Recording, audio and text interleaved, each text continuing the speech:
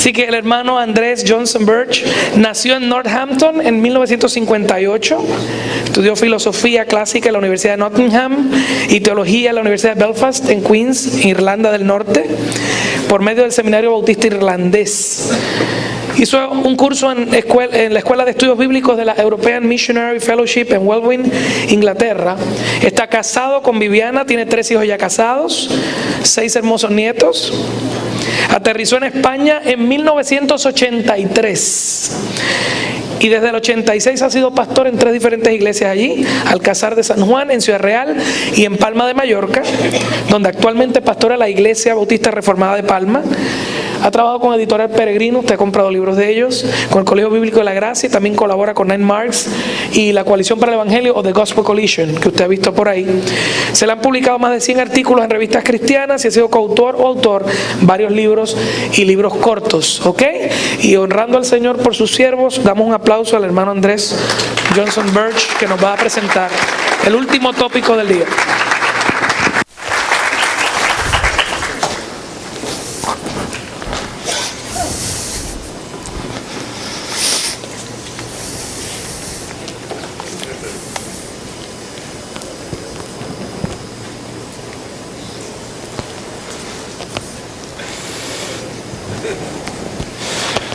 Bueno, después de los hermanos Núñez, Aponte, Mercado y Sánchez, no sé si debería sentirme un poco avergonzado de tener un apellido tan poco hispano y tan anglosajón, Birch. Pero si ustedes quieren me pueden llamar Andrés Abedul, porque eso es lo que quiere decir mi nombre. No sé si tienen por aquí abedules. ¿Hay abedules aquí en Puerto Rico? No. Pero he venido con Patricio Ledesma, que ha sido uno de los que han organizado esta conferencia, que es de nuestra congregación en Palma de Mallorca, y tanto él como yo nos sentimos muy honrados, de verdad, lo digo de corazón, de poder estar aquí con ustedes este fin de semana. Y queremos expresar a todos ustedes y a los que han organizado esta conferencia, los que han trabajado tanto para hacer posible esta conferencia, les queremos manifestar nuestro profundo agradecimiento por todo lo que han hecho en ese sentido. Nos hemos sentido súper bien cuidados, muy bien tratados en todos los sentidos. Solo llevamos aquí menos de 48 horas. Nos hubiera gustado haber tenido más tiempo para conocerles a ustedes y también conocer Puerto Rico. Esta vez no va a ser posible, quizás en otra ocasión lo sea.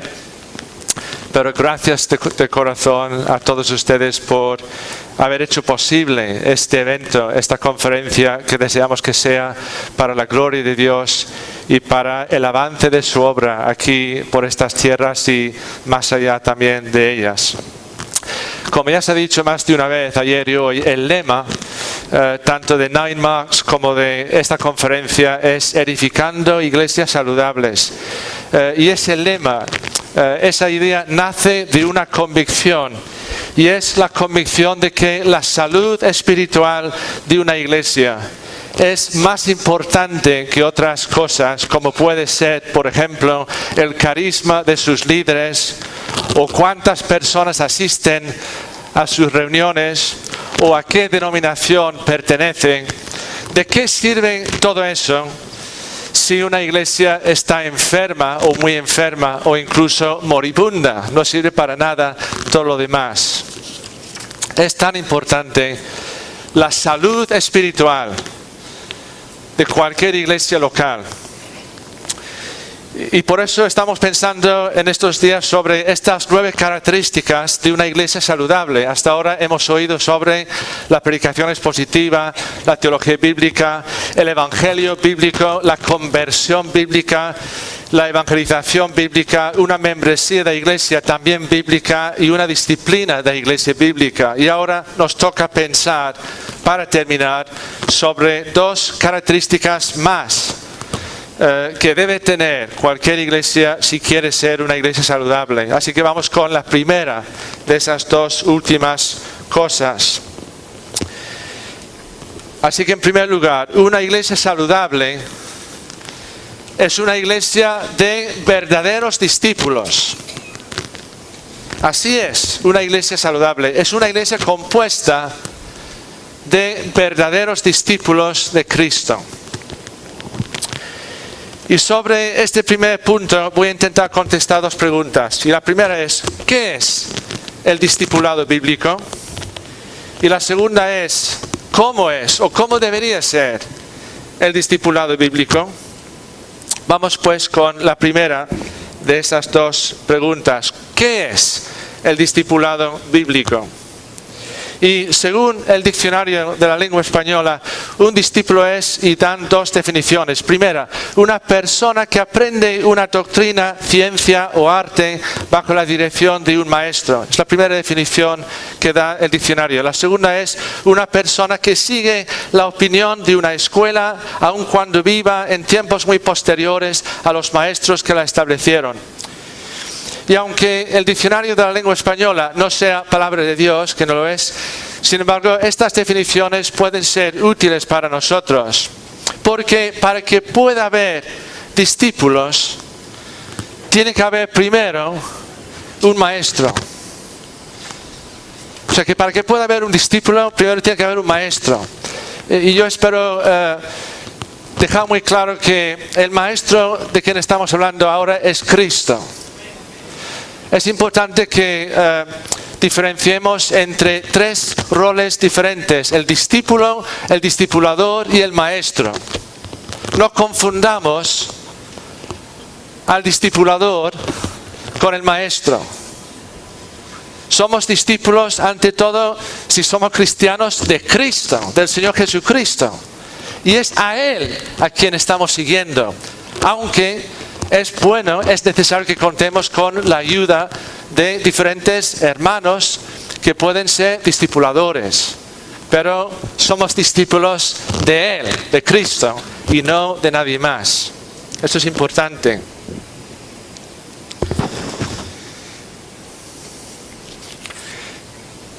Pero vamos a pasar de lo que es un simple diccionario a la palabra de Dios, y sobre todo vamos a pasar ahora al Nuevo Testamento. ¿Cuántas veces usa el Nuevo Testamento el lenguaje del discipulado? Y la respuesta es, quizás una respuesta sorprendente para algunos de nosotros, el Nuevo Testamento habla del discipulado casi 300 veces. Casi 300 veces. Solamente la palabra discípulo se encuentra 269 veces en las páginas del Nuevo Testamento. 269 veces. La palabra discipular o hacer discípulos se encuentra 4 veces, y la palabra discípula una vez. Y después hay otra palabra que es la palabra, digamos, de raíz de esas otras palabras, y es una palabra que significa aprender, entender o crecer en conocimiento. Se encuentra otras 25 veces. Es un total de 299 veces cuando ese vocabulario, ese lenguaje del discipulado se encuentra en las páginas de la palabra de Dios.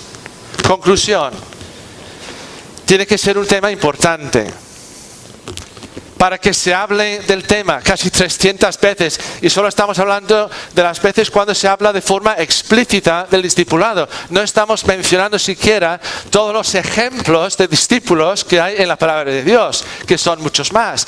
Solo estoy hablando de las veces cuando encontramos las palabras concretas: discípulo, discípula, discipular, y esa otra palabra que significa aprender, entender, etc. Casi 300 veces. Es un tema muy importante. Y la pregunta es, si es así, ¿por qué no se le ha dado la importancia que tiene en la palabra de Dios? ¿Por qué será que no se ha hablado más sobre el discipulado? Y creo que parte de la razón es porque, a diferencia de los primeros cristianos, sabéis que los primeros cristianos, antes de llamarse cristianos, se llamaban discípulos, los discípulos, los discípulos. Y fue después, en Antioquía, Hechos capítulo 11, donde se nos dice que por primera vez los que hasta entonces se conocían como los discípulos de Cristo, por primera vez se les puso el mote o el apodo de cristianos, pero hasta ese momento eran solamente los discípulos. Pero nosotros ahora no nos llamamos normalmente discípulos, no usamos tanto esa palabra, no decimos, si alguien nos pregunta, bueno, ¿y usted qué es? Bueno, yo soy un discípulo de Cristo. Usamos simplemente la palabra cristiano, cristiana o creyente, nada más. Y no es que tenga importancia cómo nos llamamos, porque al final son palabras y podemos llamarnos cualquier cosa, pero lo importante es lo que somos, no lo que nos llamamos.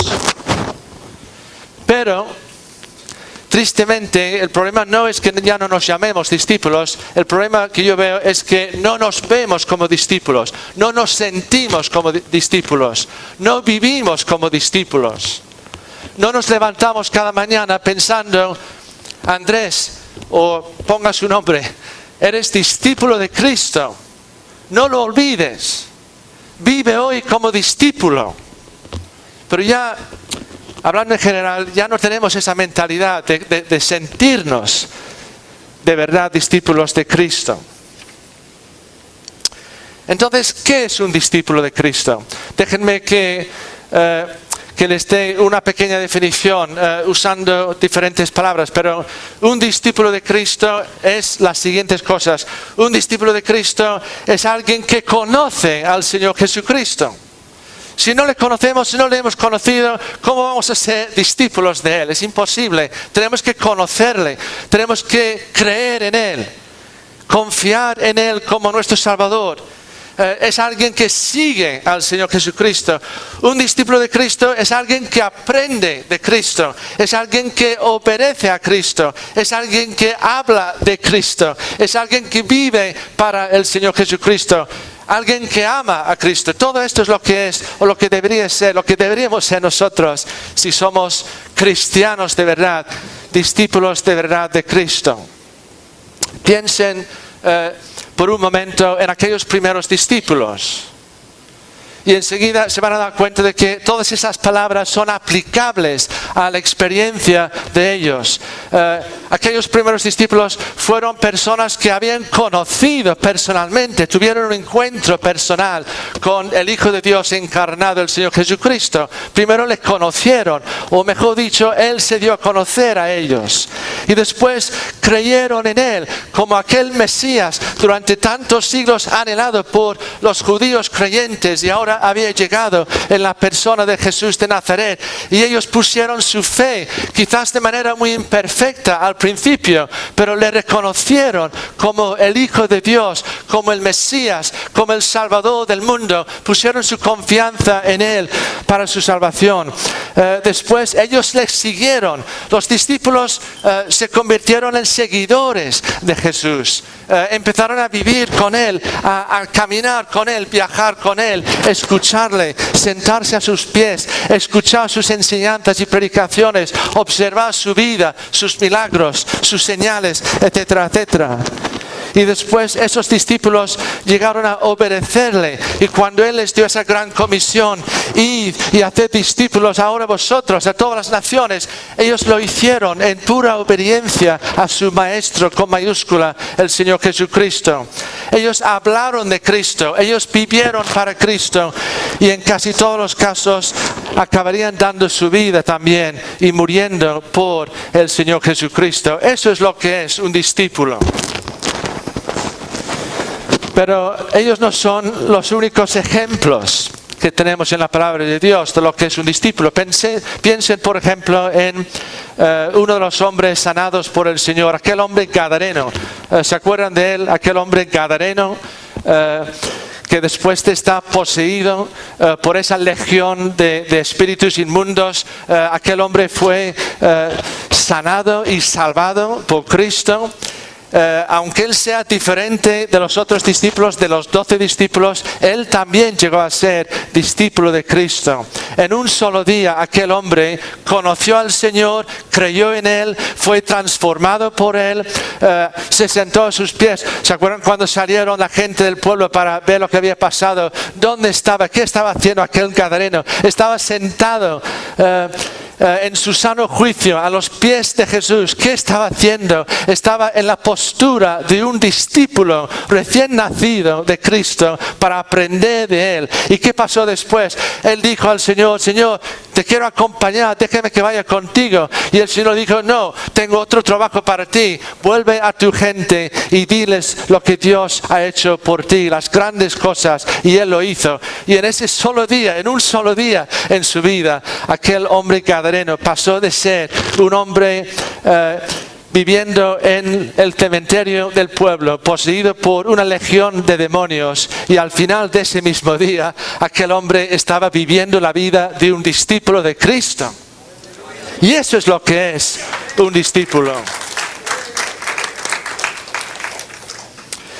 Y saben, tengo la convicción de que una de nuestras mayores necesidades, no pensemos en los demás, pensemos en nosotros, apliquémonos a nosotros esta enseñanza de discipulado. Esto no es un ejercicio meramente intelectual para que salgamos con la cabeza llena de teorías, aunque sean buenas, sobre el discipulado. Tenemos que salir con la idea de que nosotros, ustedes y yo, tenemos que ser discípulos y tenemos que vivir el discipulado.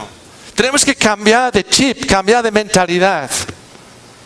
Y creo que necesitamos recuperar nuestra identidad como verdaderos discípulos de Cristo. Es una pena cuando la gente solo nos conoce como los que van a tal o a cual iglesia.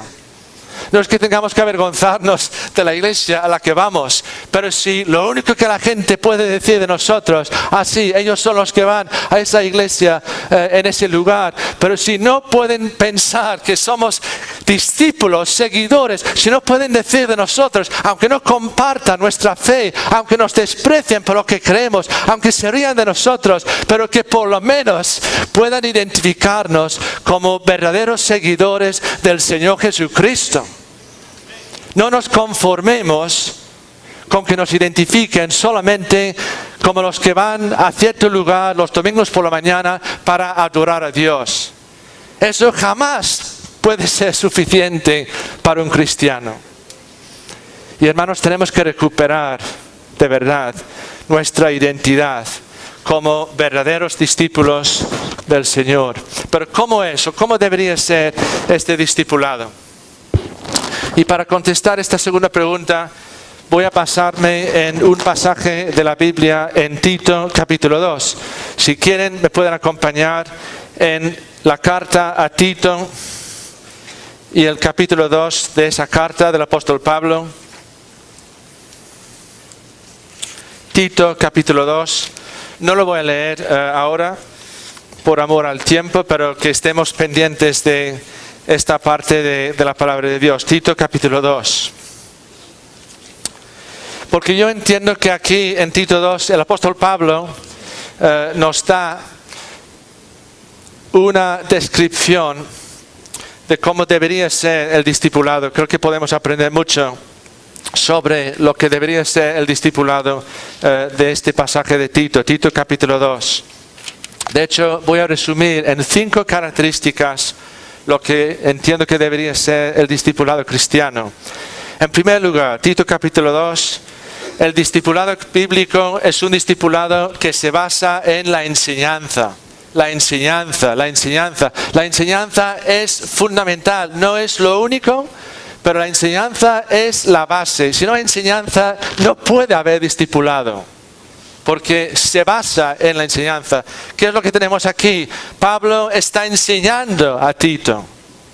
Tito como pastor tiene que enseñar a la iglesia lo que Pablo le va diciendo aquí bajo la inspiración del Espíritu Santo. Tito tiene que enseñar a los hermanos mayores, versículo 2, que los ancianos sean sobrios. Está diciéndole Pablo a Tito, Tito, tienes que enseñar y educar a los hermanos mayores que tienen que vivir de esta manera para reflejar el carácter de Dios en sus vidas. Y Tito se lo tiene que enseñar también a las hermanas mayores, versículo 3, que sean de tal manera. Y esas hermanas mayores a su vez van a tener que enseñar a las mujeres más jóvenes que ellas también. Es todo un proceso de enseñanza. Pablo a Tito, Tito a la iglesia, hermanos mayores, hermanas jóvenes. Y después Tito tiene que enseñar a los jóvenes, versículo 6, exhórtales a que sean prudentes, etcétera, etcétera. Tiene que enseñar a los siervos o esclavos, versículo 9, exhorta a los siervos a que se sujeten a sus amos. Todo esto es un proceso de enseñanza. No podemos ser discípulos, no podemos discipular sin tener esta clara enseñanza fiel a la Biblia, a la palabra de Dios. La enseñanza es la base del discipulado. No se puede quedar solamente en enseñanza, como veremos ahora, pero sin esa base no podemos hacer discipulado. Y esto es importante, a veces no le damos a la enseñanza de la palabra de Dios la importancia que tiene. Pero en segundo lugar, como segunda característica, el discipulado bíblico es un discipulado que se encarna en el ejemplo. Se basa en la enseñanza, sí, la enseñanza es fundamental, pero no es suficiente, no es lo único. Hay que pasar de la enseñanza a encarnar la enseñanza en nuestras vidas o en el ejemplo. Y también Tito capítulo 2 está lleno de ejemplos necesarios de la vivencia de la enseñanza.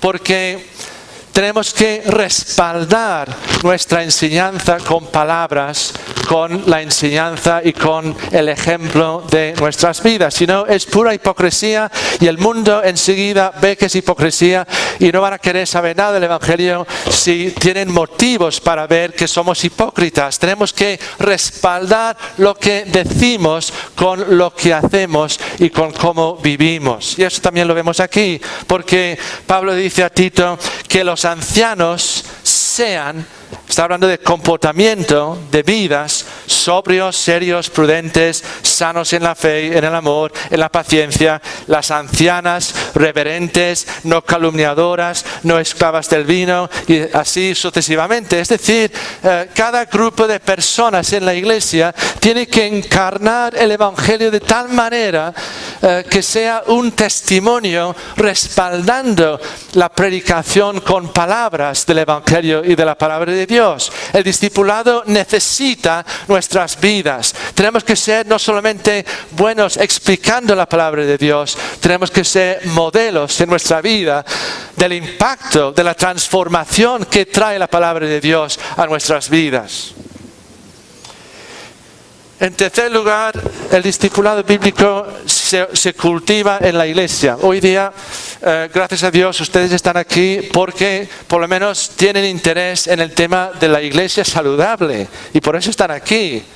Pero ustedes saben que no todo el mundo, siquiera no todos los cristianos o gente llamándose cristianos le dan a la iglesia hoy día importancia. Hay miles de cristianos, por lo menos cristianos de boquilla o de nombre, que se quedan en sus casas pensando: no hace falta que vayamos a ninguna iglesia. Yo en casa tengo mi Biblia, oro al Señor, en internet escucho predicaciones o en la misma televisión y no veo la necesidad de ir a ninguna iglesia. Pero el discipulado, ¿dónde se cultiva? ¿Dónde se fomenta? ¿Dónde se practica? En el seno de una iglesia local saludable. Es ahí donde el contexto del discipulado. ¿Cuál es el contexto de Tito capítulo 2? Es una carta inspirada por el Espíritu Santo, escrita por un apóstol y dirigida a un hombre que era pastor de una iglesia en la isla de Creta. El contexto del discipulado aquí es claramente, por lo tanto, el contexto de la iglesia local. Es ahí en primer lugar. Yo sé que la iglesia no es el único lugar. El primer lugar de discipulado es el hogar cristiano, evidentemente. Pero de lo que se está hablando aquí es de la iglesia como lugar donde se cultiva el discipulado. Y esto es importante. Pero fíjense en algunos detalles aquí que son importantes también. El discipulado es para todo el mundo. A veces en nuestras iglesias ofrecemos clases de discipulado, reuniones de discipulado, y eso está bien. Pero el discipulado no es solamente para un sector de la iglesia que puedan tener interés en ese tema, igual que otros pueden tener interés en otro aspecto de la vida de la iglesia. Pero el discipulado no es opcional, es para todos los creyentes. ¿Quién queda fuera aquí?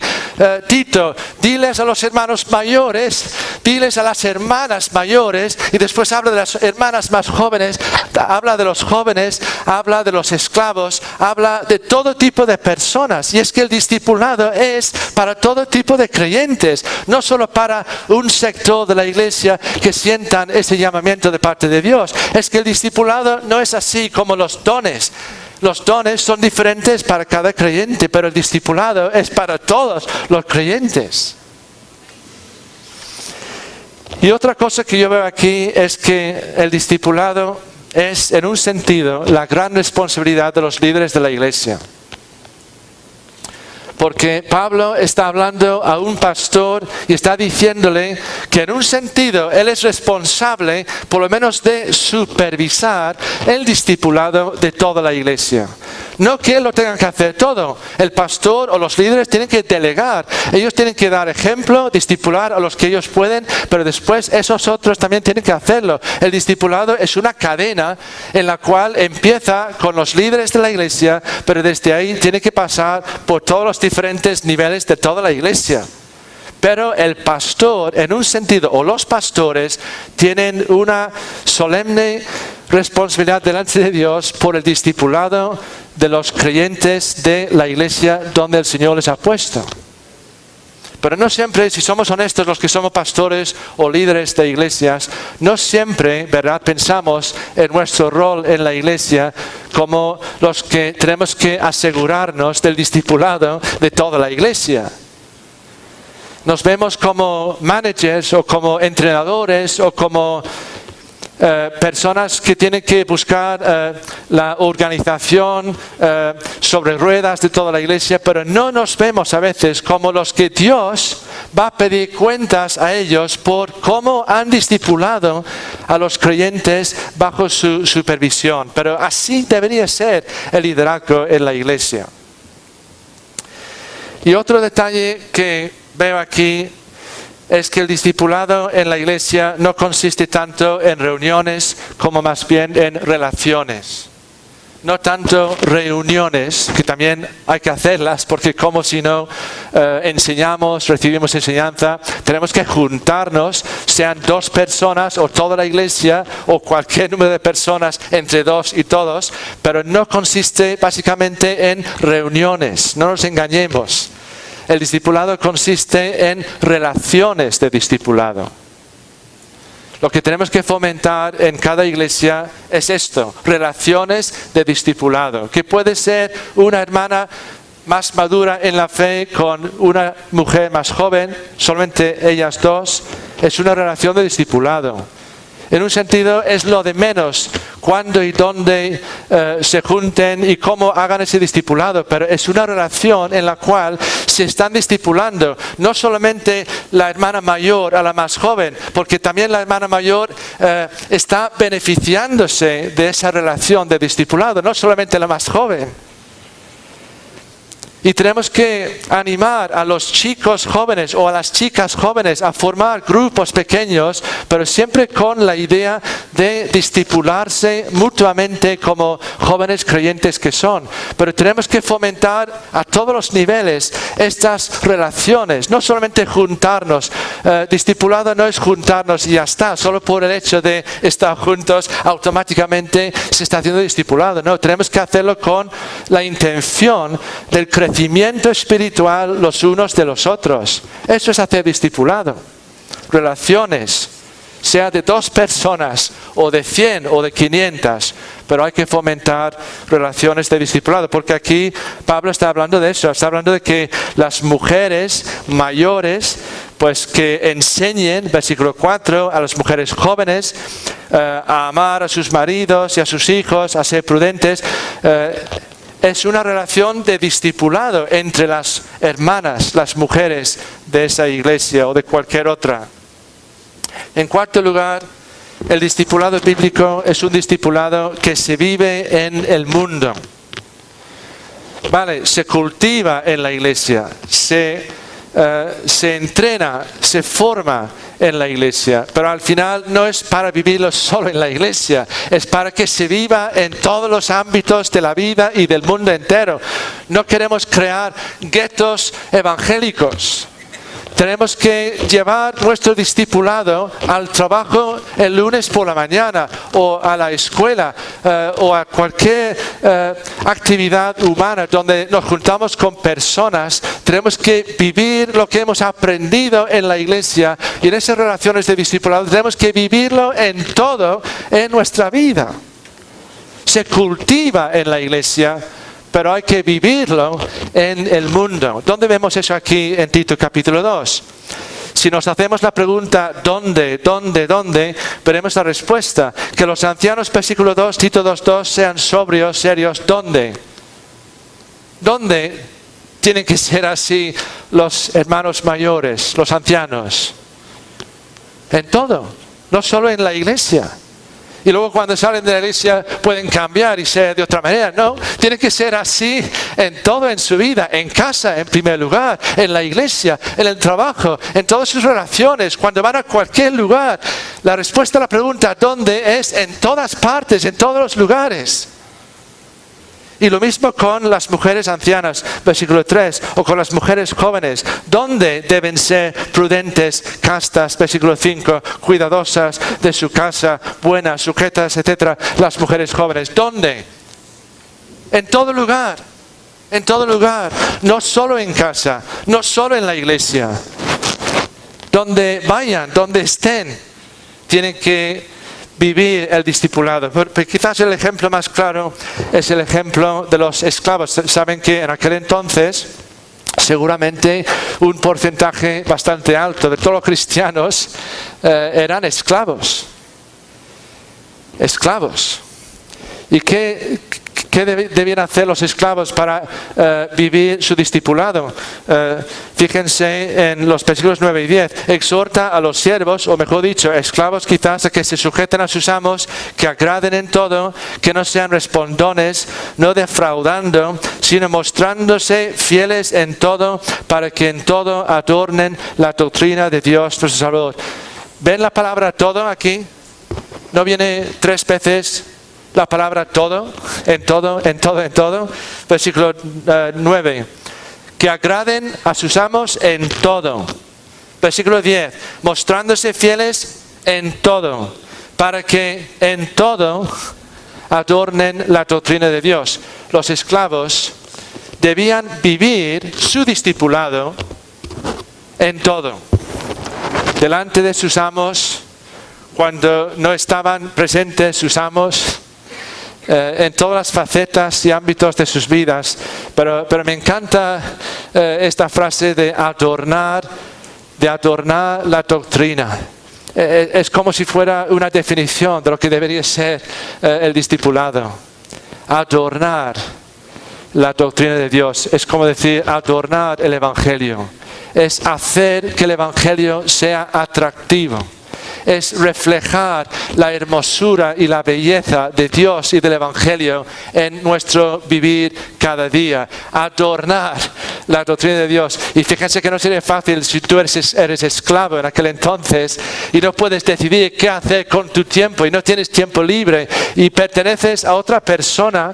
¿Y cómo puedes adornar la doctrina de Dios? Pero eso es lo que Pablo dice que los esclavos cristianos debían hacer. Adornar, hacer bella la doctrina de Dios, su Salvador. Pero en quinto lugar, el discipulado, estoy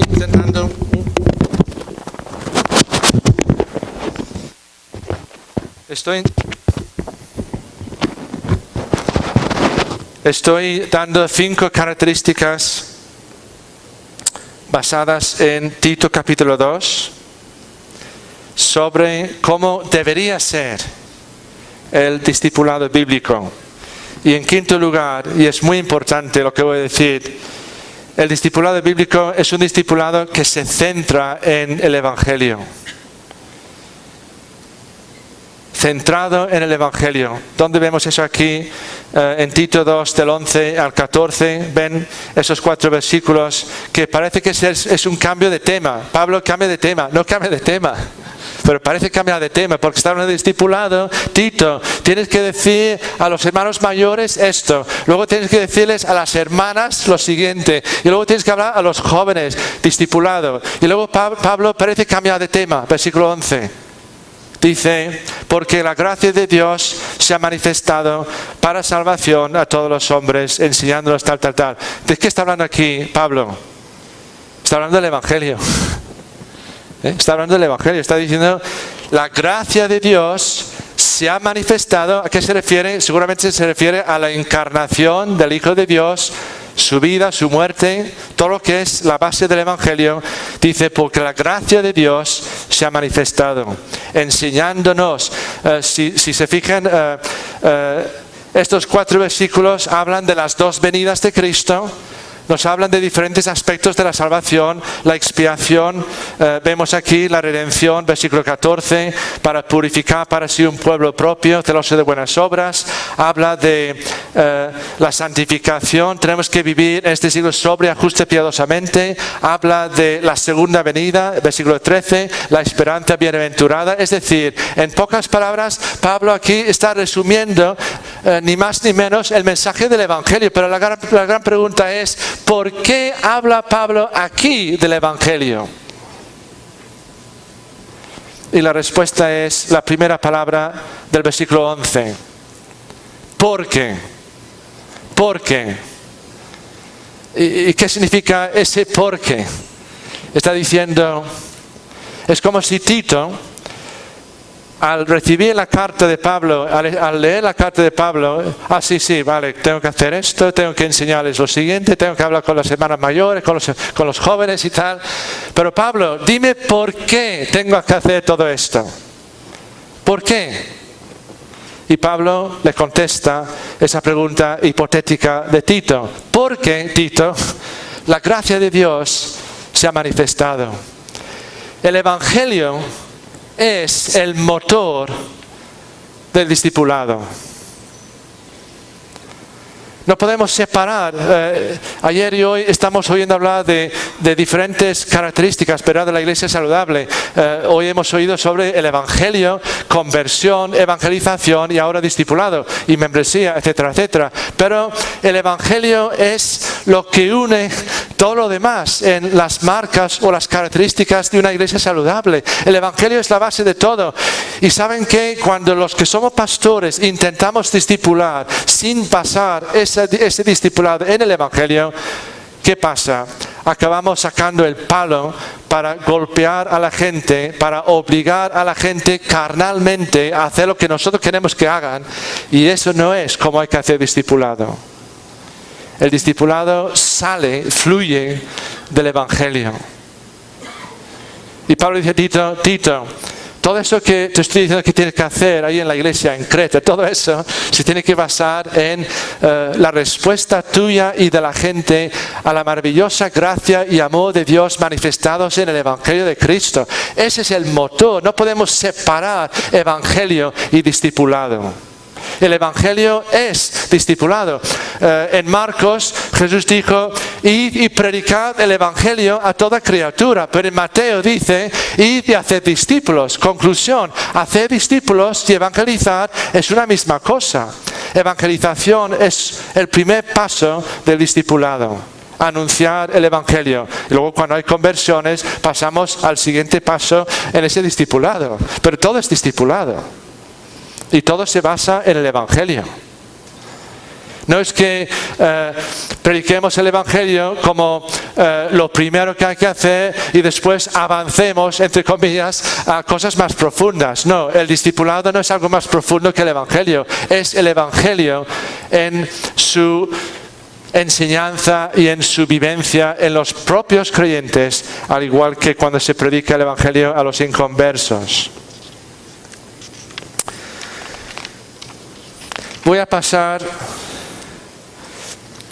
ahora al segundo punto, que es, estoy diciendo dos cosas más sobre cómo debería ser una iglesia saludable. He dicho, una iglesia saludable es una iglesia de verdaderos discípulos. Y ahora voy a decir, en segundo lugar, una iglesia saludable es una iglesia con líderes fieles. Si queremos tener iglesias saludables o sanas, es importante que tengamos líderes fieles. El tema del liderazgo no es el Evangelio, pero tiene su importancia. Y también voy a plantear dos preguntas sobre este segundo tema. Y la primera pregunta ahora es, ¿quién puede ser un líder espiritual? Y la segunda es, ¿qué debe hacer un líder espiritual? Entonces, en primer lugar, ¿quién puede ser un líder espiritual? Y bueno, la respuesta es, no cualquier persona puede ser un líder espiritual, pero ni siquiera cualquier creyente puede ser un líder espiritual. Solamente algunos creyentes pueden ser líderes espirituales. ¿Y dónde vemos eso aquí? Vamos a seguir en esta carta a Tito. Más que nada porque lo que yo pretendo es que ustedes vean que tenemos que pasar lo que pensamos y hacemos sobre estas 9 marcas de una iglesia saludable. Tenemos que siempre estar anclados a la palabra de Dios, no a buenos libros siquiera. Ustedes necesitan ver que lo que estamos diciendo lo estamos sacando de la palabra de Dios, no de una buena estrategia de cómo llevar una iglesia, sino que lo veamos en la palabra de Dios.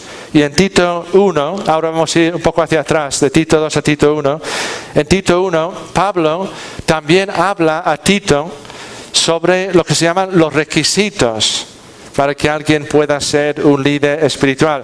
Ustedes sabrán que también en Timoteo, 1 Timoteo capítulo 3, vienen más o menos los mismos requisitos. Pero vamos a leer rápidamente Tito 1 del 5 al 9. Por esta causa, dice Pablo a Tito, te dejé en Creta para que corrigieses lo deficiente y establecieses ancianos en cada ciudad, así como yo te mandé. El que fuere, y ahora está diciendo los requisitos, el que fuere irreprensible, marido de una sola mujer, que tenga hijos creyentes, que no estén acusados de disolución ni de rebeldía, porque es necesario que el obispo sea irreprensible, como administrador de Dios, no soberbio, ni iracundo, no dado al vino, no pendenciero, no codicioso de ganancias deshonestas, sino hospedador, amante de lo bueno, sobrio, justo, santo, dueño de sí mismo, retenedor de la palabra fiel, tal como ha sido enseñada, para que también pueda exhortar con sana enseñanza y convencer a los que contradicen. Estos son los requisitos bíblicos, apostólicos, para que alguien pueda ser un líder espiritual en una iglesia. Y si me permiten decirlo, creo que uno de los grandes males de muchas iglesias hoy día es precisamente la cantidad de líderes que no cumplen los requisitos bíblicos para que alguien sea líder en el pueblo de Dios. No tenemos tiempo para entrar en todos los detalles de estos requisitos, pero haré algunos comentarios brevemente. La palabra irreprensible tiene que ser irreprensible, evidentemente no quiere decir perfecto, porque entonces, ¿quién podría ser un líder espiritual? Nadie. No confundamos el ser irreprensible con la perfección, porque eso no existe en la iglesia, por lo menos aquí en este mundo, luego después sí. Irreprensible quiere decir que no se pueda sostener ninguna acusación grave contra el candidato. Puede haber un examen de un candidato, pero que no haya ninguna acusación grave que se pueda sostener contra el candidato, porque si lo hay, no puede ser líder espiritual. Eso es irreprensible. Marido de una sola mujer no quiere decir que no puede ser soltero o que no puede ser viudo. Lo que quiere decir es que si es un hombre casado, pues que no hay ninguna duda sobre su fidelidad a su esposa y que sea una persona de reconocida integridad sexual. Es lo que quiere decir marido de una sola mujer, de reconocida integridad sexual, sea un hombre casado o no. Hijos creyentes, no voy a decir mucho, pero mejor leerlo como hijos fieles o hijos obedientes, porque ¿qué padre o madre puede garantizar la salvación de sus hijos? Dios usa a los padres creyentes como principal medio de gracia para la salvación de un montón de ellos, pero nadie puede garantizar la salvación de sus hijos. ¿Quién de nosotros no conoce a padres piadosos que tengan algún hijo o más de uno que no son creyentes? Entonces creo que no podemos entender esta palabra porque la palabra original puede significar creyentes o puede significar igualmente fieles o obedientes. Yo creo que es mejor entenderlo en el segundo sentido. Pero vamos a pasar a unos principios para ir un poco terminando. Voy a resumir los requisitos en 4 cosas y solo me quedan un par de minutos. En teoría. Y cuando un predicador dice eso, no lo crean. Voy a decir algo un poco polémico, no porque quiera, sino porque me veo con el deber de decir la verdad. Pero voy a intentar decir la verdad en amor. Porque hay que decir la verdad, no sin amor. Pero tampoco por amor tenemos que callarnos la verdad. Entonces cada uno tiene su forma de entender a veces estos temas. Yo entiendo, y no quiero herir los sentimientos de nadie, pero yo entiendo que la palabra de Dios en general, incluyendo Tito 2, o Tito 1, 1 Timoteo 3, le da al hombre una responsabilidad especial en el liderazgo en la iglesia local. ¿Vale? Yo creo que cuando leemos este pasaje vemos que Pablo está pensando en hombres, porque dice marido de una sola mujer. Pablo está pensando en hombres como los que tienen una especial responsabilidad en la iglesia, en el liderazgo de la iglesia. Entonces, si ustedes tienen alguna pregunta o alguna objeción sobre lo que yo acabo de decir, que rellenen las fichas, porque mis compañeros tendrán mucho gusto en contestar esas preguntas. Y yo ya me habré marchado. Pero tengo que ir terminando. Quiero decir algo importante. Casi todos los requisitos, si se fijan, casi todos son requisitos de carácter. Nosotros tendemos a cometer el error de darle más importancia a los dones que a la integridad. Pero la integridad, en mi opinión, y porque lo dice aquí, la integridad es el principal requisito para que alguien pueda ser un líder espiritual.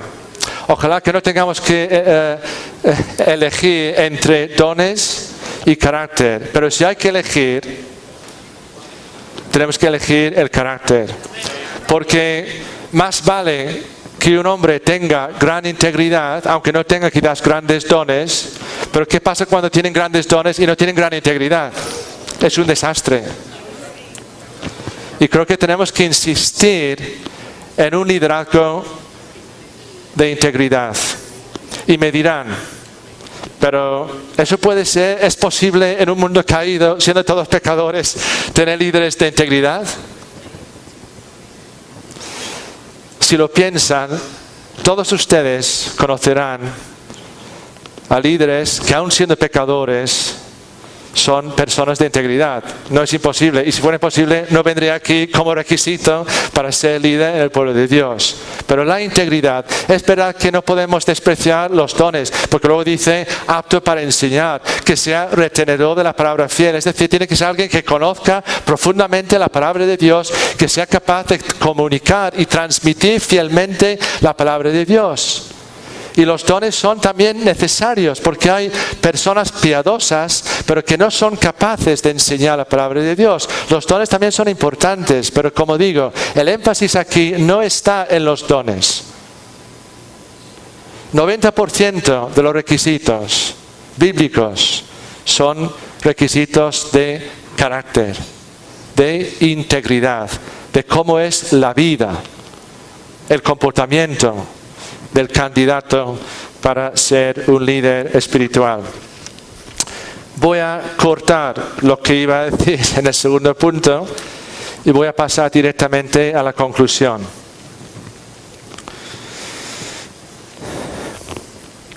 Entre anoche y hoy, espero que ustedes tengan muy claro de qué se ha hablado, de qué hemos hablado, de esas 9 características, ¿verdad?, de una iglesia saludable. No es una lista exhaustiva. Seguramente habrá otras cosas importantes que pueda tener una iglesia para ser una iglesia saludable. No es una lista infalible o exhaustiva. Pero cuando una iglesia local tiene estas 9 características, es probable que sea una iglesia saludable. Y cuando falta cualquiera de estas 9 características, pues seguramente la salud de esa iglesia se va a ver mermada por esa falta de algo importante en una iglesia para que sea saludable. Pero, ¿por qué queremos tener iglesias saludables? Creo que no es en primer lugar para que seamos felices, para que estemos contentos, para que estemos animados. Creo que hay 3 razones importantes por las cuales es importante que deseemos tener iglesias saludables. Primero, una iglesia saludable es lo que el Señor quiere usar para la salvación de las personas perdidas.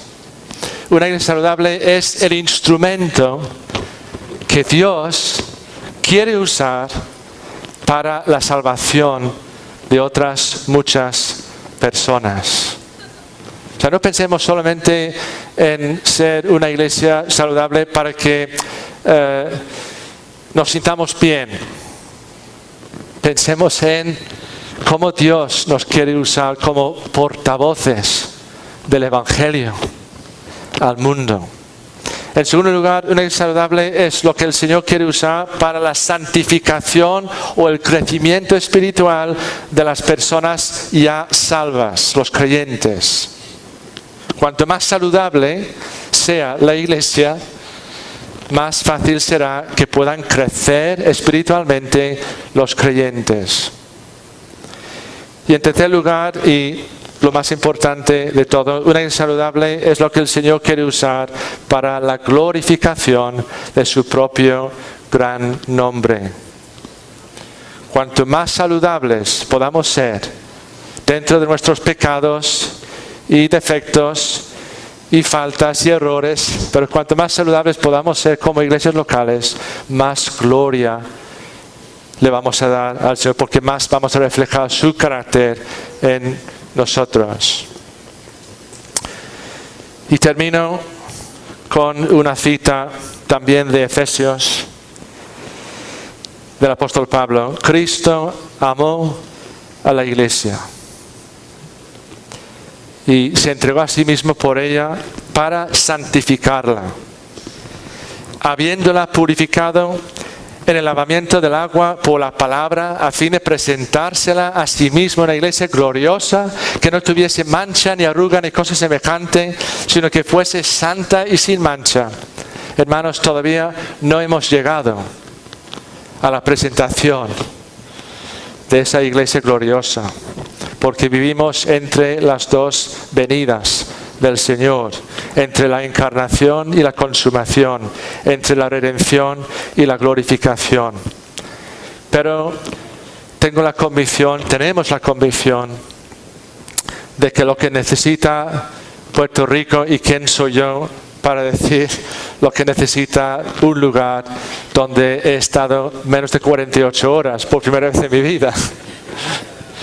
Ojalá que yo pueda volver con mi esposa y estar con ustedes y conocer más de vuestra preciosa isla. Pero aún así, me atrevería a decir que lo que necesita Puerto Rico, lo que necesita Estados Unidos, lo que necesita el mundo hispano, el mundo latino y el mundo entero, es que Dios derrame de su Espíritu para que su iglesia sea renovada, para que el mundo sea impactado por el Evangelio y para que el nombre de nuestro gran Dios sea honrado y glorificado. Amén.